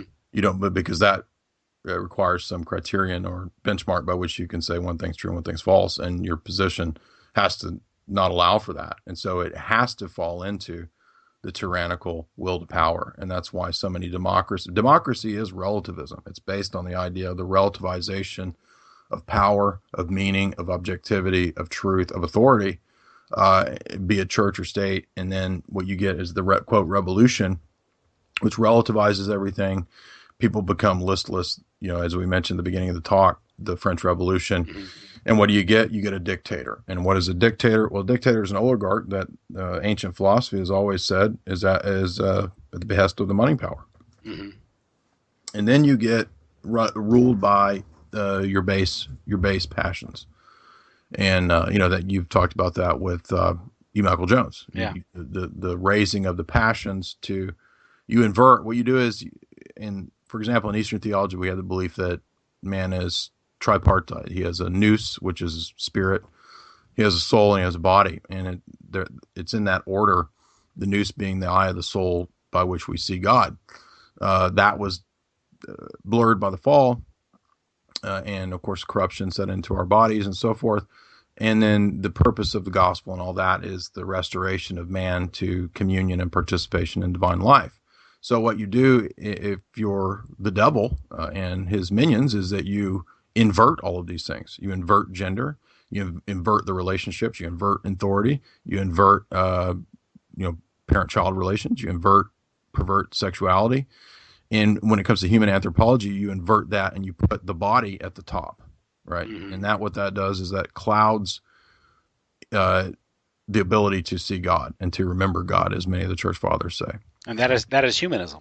Exactly. Yeah. That's exactly the purpose of it. And that's why it's not just a human strategy of psychological warfare or whatever. I also think it's a spiritual strategy. And that's why so much of it at these elite levels involves Satanism and the pedophilia. Yes, and I think you ended your talk is your based on your research that you found what we're dealing with here is the people, the Atlanticists, the elite. These people truly are satanic in the true sense of the word, because they want to rebel against nature or nature's God, and they want to invert everything, control everything. This feeds into their philosophy of like transhumanism and I mean, it's like it's like the Paradise Lost, right? Rather to rule in hell than serve in heaven. Exactly. And You I know, also, you know. the more, I'm sorry. Oh no, go ahead. That was my thought. Go ahead. Well, I mean, you've had many spiritual writers that have talked about this, from, the Western and the Eastern tradition, about the demonic and how it works and how it functions, and how it plays out in the real world. And I think that's this kind of stuff, even though it's dark, that we're talking about with the Western elite and all that, and elite elsewhere in the world, of course, too. I'm not denying that, because it's not a racial problem; it's a spiritual problem ultimately that afflicts man. And you have many spiritual writers talking about how that. Well, let me put it this way. I think if we think about the way that the ancient and medieval world thought, they viewed the world as what we might call the gods or demons. They, for whatever reason, by God, were given a temporal period of power, and the nations not part of God's covenant were under the rulership of these gods or demons. Now, that doesn't mean that every claim for a god is real. I'm not saying that, but I'm talking about just the biblical and traditional presentation of what demonology is. And so it doesn't mean that everybody's possessed. It just means that the upper echelon of those elite, and we see this, for example, in the book of Daniel, they are ruled over by these fallen entities. Now, the purpose of the coming of Christ and all that, the church, was to overtake the rule of idolatry and the rule of demons from the out of the hands of the demons and back into under the authority of Christ. That's the kingdom of God, and that's what Paul says in Ephesians when he says that we're not battling humans, we're battling spiritual dominions, principalities, and powers. I think that's the biblical, and that's actually in our liturgy too, the way the liturgy speaks about the nations being under the demons and so forth. Anyway, this plays in Christ's temptation in the desert, right? There you go. Exactly. It's a great example of that. And now, what does this mean? Well, it means that we live in a world that's not very different from that world. And it doesn't matter whether, Savile or any of these people are like cognizantly thinking about the demon, like some demon or something. Like the actions themselves are demonic. Yeah. They don't have to be, literally thinking, I give this to you, Satan, or whatever. Because those actions themselves are of such a grave nature and perverted that a lot of people think that the Old Testament is silly and superstitious. I love the Old Testament. I read it frequently because what have you got in the Old Testament? You got people worshiping gods. You got people sacrificing humans. I mean, you've got. It sounds like what we read now. Yeah, that's what I'm trying to say. So I don't think that we actually live in a different world from the church fathers and the prophets. I think we live in that same world, but many people in the West have been blinded by materialism and false philosophies that and the mind control and the social that they're not able to recognize that Franklin Cover-Up, Sandusky, Jimmy Savile, any of these instances, human sacrifice, these things are real. Now I don't know exactly in every case when it happens, but I mean, humans are not different than they were 3,000 years ago. No. They're still humans. Yeah. So anyway. So now your next one, you're going to be covering the Cold War, right? Yeah, I think did I put you to sleep there with no. A sermon? Yeah, nuclear rivalry, Cold War. Nuclear rivalry in the Cold War, and then the new era, which the Cold War would produce, will probably be the next talk. And I'll either, do a final talk on the rest of it, or split it off and do kind of a recap and summary. Yeah. With the last chapter, because the last chapter is very illustrative too, because we almost see this kind of Quigley has these calls for tradition. We got to return to tradition. But the Western tradition that he talks about doesn't jibe with the tradition of the bankers of the 20th century that he's tried to defend. So I think we'll see the problem for Quigley there. And it will get into, I guess, the terror, the strategy of tension we call the Cold War, Mhm. and the nuclear terror, and how it helps the leader, the elite in the West, manage and engineer the West in certain directions. So that'll be interesting because what quickly has to say about that, and what we, and based on our own observations, what we've seen and subsequent research regarding some of the events of the Cold War going into the 60s. Now, the book was published in 66, Mhm. so I don't know if he gets into, the some of the politics of the 60s and, the counterculture and all that stuff. But It'll be interesting to see. Yeah, yeah, I'll definitely cover that. yeah. But That's 1 year before the Summer of Love, and I don't know if it was as yet identified as a full-blown hippie movement in these things. So mhm. now, of course, we're coming up here. We're going to get your thoughts. We're coming up here on the 15th anniversary of 9/11. And you had an interest. You all had some interesting reflections on Boiler Room. Yeah, With Hesher and Andy Nowicki. Yeah, Andy Nowicki. Patrick was there. yeah, I think so. Yeah, And am I leaving anyone out? It was some other guy from 21st Century Wire, I think. Stuart Howe. Stuart Howe, yeah. Now you all talked about, and also you all talked about what you 9/11. It's been 15 years. Of course, I was I was well into my 30s. Had a child already and a wife. And when 9/11 happened, I didn't know. I was driving home. I was working a midnight graveyard shift at a job, and when I'd leave work, I just turn the radio on or turn my CD player on back when and listen to music on the way home. It was usually like a 25-minute, 30-minute drive, and I get walk into my townhouse, and my wife's holding my February, September, how old? It'd be 7-month-old daughter, and she says, "Another plane has hit the Twin Towers." And I go, "Another plane? What? What are you talking about?" And I end up staying up all day watching all the news coverage and experiencing that. It took me several years to really process it. I like most people, I accepted the official narrative of events, but then as the years passed on, I started noticing some inconsistencies, some problems. And I developed sort of a Ron Paul analysis of the situation. Would be blowback and this stuff, and that changed probably around 2007 through 2010. So it wasn't like an epiphany. It wasn't a road to Damascus conversion. It's just kind of a gradual. As I did the research, my opinions changed, and also I became aware of things like Northwoods. Like in 2002, I didn't know about this stuff, Northwoods, right. But I started looking into more things about COINTELPRO. And its problems with the Kennedy assassination. So I started to develop a context for these events, which later on, as I analyzed the evidence of the attacks and what they really were, what they weren't, more of what they weren't. It wasn't so much of a shock to me that this might have been like a Pearl Harbor situation. Literally, not like a new Pearl Harbor, meaning that we were either set up or was an inside job, like what Pearl Harbor was. It was a let it happen thing, whereas this might have been, it was like, I still don't know the details, but I suspect that there's various agencies, both foreign intelligence and domestic intelligence and corporation involved in this attack. So that was my understanding of the events. It evolved over the years as I did the research, as I availed myself of the information that was on the internet and did the research. I kind of gradually developed an opinion on it.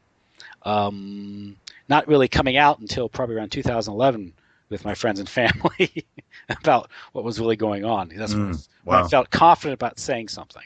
Right. And also my employment situation changed too. So that was significant. Was there a key piece of data or thing that you read that really made you? It was just a slow transition from the sort of Ron Paul view, or I think what did it for me was visual. It was the the collapse of Building 7 and also the BBC reporting before it happened. Right. I could not reconcile that. I said that's foreknowledge, and then it was off to the races. For me, it was Building 7, which I happened to see on, I think, an Alex Jones clip on the internet. And then also when I getting the internet, watching YouTube a lot, I got a television set where I could get YouTube on, and I caught on to Richard Grove's Project Constellation, Mm. and you should see what you've been missing, or he did some report, and it was this like a 4-hour video of interviews and talks, and I just sat back one weekend and just watched it all. And Wow. that's what kind of threw. And so, then I read David Ray Griffin's, read about 8 or 9 of his books, things like that. So I really got into it. Right. So that was how I experienced it. Interesting. Yeah, I always like hearing people's the journey that they had and stuff that they saw, and I don't know if I don't want to rehearse if I talked about that on Boiler Room, but I being a book guy, I was always impressed with, like I mentioned on that show, Tarpley's book. That stood out to me just because it was Synthetic Terror. Yeah, right around the time I was reading about, I was trying to dig into economics on a bigger scale and geopolitics, and I think I just finished undergrad or grad school, but that was a helped me put it into the big picture. I thought that it was probably fake since about 2004 or 5, just from some documentaries I'd seen, but I didn't really dig into research until some years later. I'd read a lot of online articles and some stuff from Jim Mars and things like that, but I think that Tarpley stands out because it's a geopolitical analysis. So many of the and now I can't recommend Tarpley anymore given his support for Hillary, but I didn't know about that. As far as I can tell, I think he's pro-Hillary now, but just because Trump is the new Hitler. But so is he now? Is Trump an austerity ghoul? Probably. I'm going to hold off on my Tarp impersonation, but I mean, Synthetic Terror is a great book. It is a great book, yeah, because it goes through the financial problems and all the false flags and these double agents, the fake terrorists, and goes back to Gladio, and he even has some sections on philosophy and Plato's cave and British empiricism and how that's a problem. And learning about Gladio was big for me. Mm-hmm. That gives you kind of like a diagram how, or at least get context, history, how these things go down. Mm-hmm. So. Funny you mentioned that Wim Hof book. That was actually, I was thinking, what was that one book I wanted to get? And I sat here for a few minutes looking for it, and then it's like, oh, it's the book you were talking about. Oh, okay. The John Courtney Murray Time Life and American Proposition. Yeah, I had that actually on my to get list for a long time, but the only copy is $60 on Amazon. So. Oh yeah, that's right. It's right out of the either Amazon or directly from Culture Wars website. Okay. Yeah. I mean, it's a 1,000-page book. Oh wow, close to 1,000 pages. Yeah, so it's heavy stuff.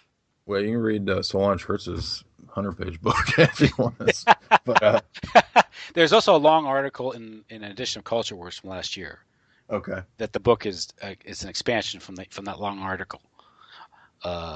So you can get that for like $4 from Culture Wars. So, but go ahead. I'm sorry. Okay. Yeah, I forgot what I was going to say, but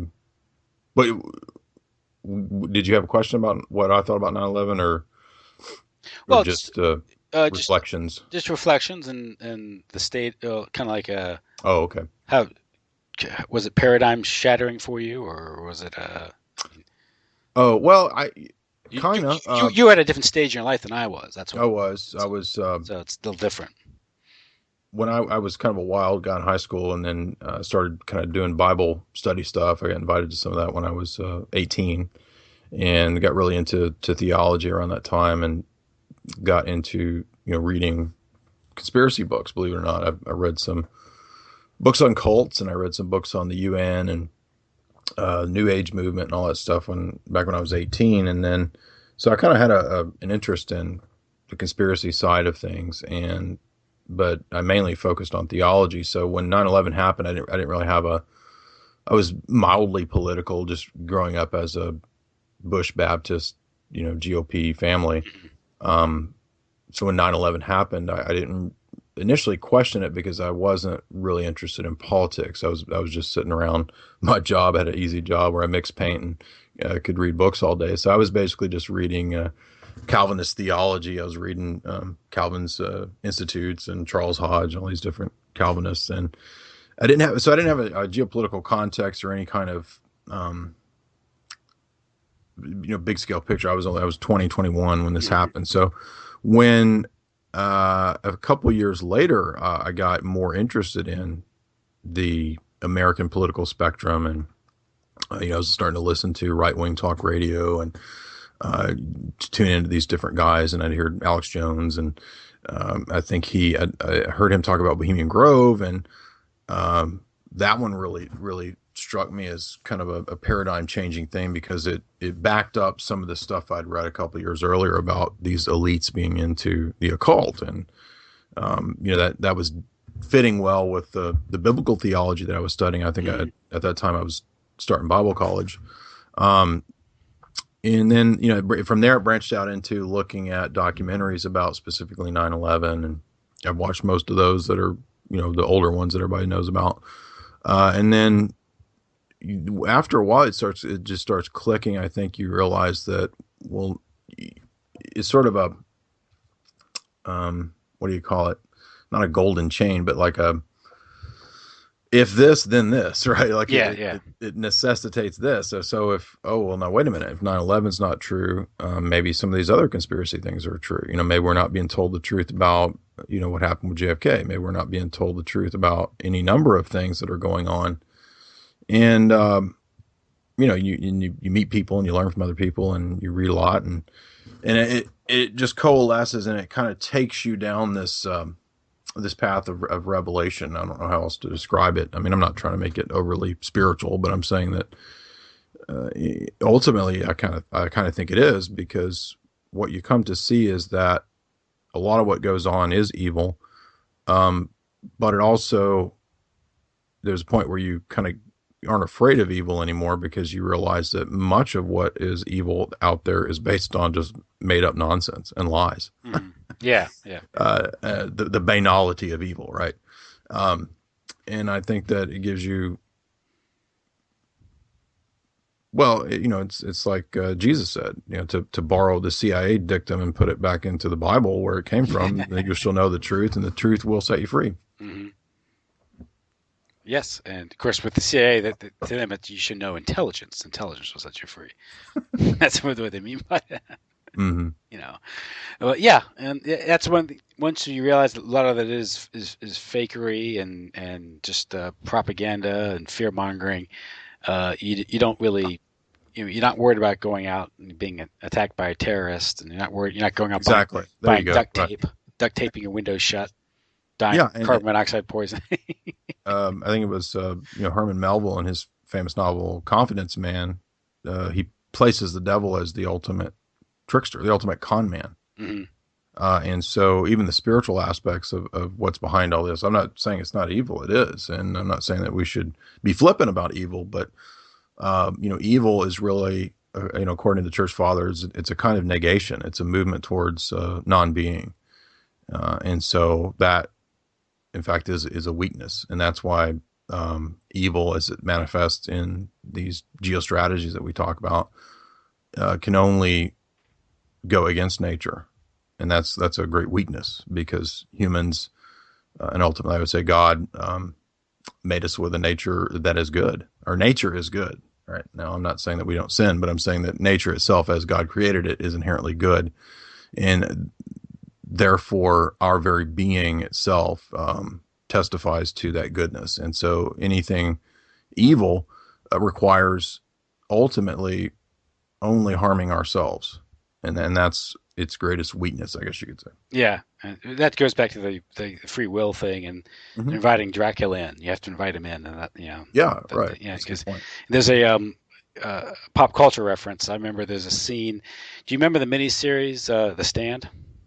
I did watch that. Yeah, a very good adaptation of the book. I thought it was a very good miniseries, and there's a scene in it where the old man is in the jail cell and Flag, who is the devil, is interrogating him, and he he starts to use his powers, makes his arthritis act up and feel pain, and the old man goes, "It's not so bad, really." And he says, just bow before me, and I'll let you free. Just bow. Right. And he kind of does a pause, and he starts to laugh. He's just, and to think we made such a fuss about you back in Colorado, you're really pathetic. And, Yeah. Well, and then he says, shoot him. So his henchman shoots him. But the point is, there's victory there. He's all of a sudden he no longer fears the evil anymore. mm-hmm. And I thought there was a good theological insight in that scene, Mm-hmm. with the nature of evil. So Yeah, it is a good book. I read that when I was in my 20s, and I enjoyed it quite a bit. And they're supposed to be making a remake of that at some point with, I think, Javier Bardem. But really? Okay. I don't know if that fell through, but I agree. And it just goes back to what Jesus says in I think it's either John 8 or John 10, where he says that the devil was a murderer and a liar from the beginning. So. So it's only naturally he'd like go into government service. Yeah, so I was going to say go into politics. I think I've heard you make that statement before. It's absolutely appropriate. Yeah. It's a perfect profession. So, and one thing that's interesting also about In the Stand is how his henchmen are just people who just need a job. They're not. That's a great point. They're not all really bad people. Some are bad. Some are, but some are these there's a former cop and there's a military guy, functionary. Mm-hmm. Guys are used to just taking orders, bureaucrats. This attacks that mindset. And these are the type of people that are drawing the flag. That's a good point. Yeah, similar presentations, kind of in Dostoevsky novels too. Yeah, you get the evil characters or the pathology, the psychology is very similar. That's the banality of evil. Mm-hmm. Yes, there you go. So, okay, well, Jay, listen, it's almost 2 hours. I want to thank you for spending so much of your evening with me tonight. We talked about a lot. I think it was a good talk. Always a pleasure. Yeah, it's great, and I'll look forward to was it part 7? Yeah. Yeah, part 7. Mm-hmm. And I'll take a look out for that and some of your other interviews. I just I downloaded your is it Corey Biko? Pronounce that name? Koripko, yeah. I've listened to a couple of his interviews before, so I look forward to listening to that next week sometime. That'd be good. Yeah, he's a sharp guy. I enjoyed talking to him. So great. Listen, Jay, thanks, and I'll let you, leave for the night. Okay. Kind of late. I think it's like 10 o'clock where you are. So it is, but I had worked out earlier, so it was a little slow of mine, but no, it's great. Yeah. All right, thanks, Tim. Listen, take care, and maybe a little while we'll talk again, and definitely do that. And I still want to have you talk to you about some stuff. Oh yeah, just any time. Just send me an email. I just keep forgetting to do it. Just send me an email, but so okay, we'll set something up. Great. All right, have a good night. Take it easy. Thanks a lot. Bye bye.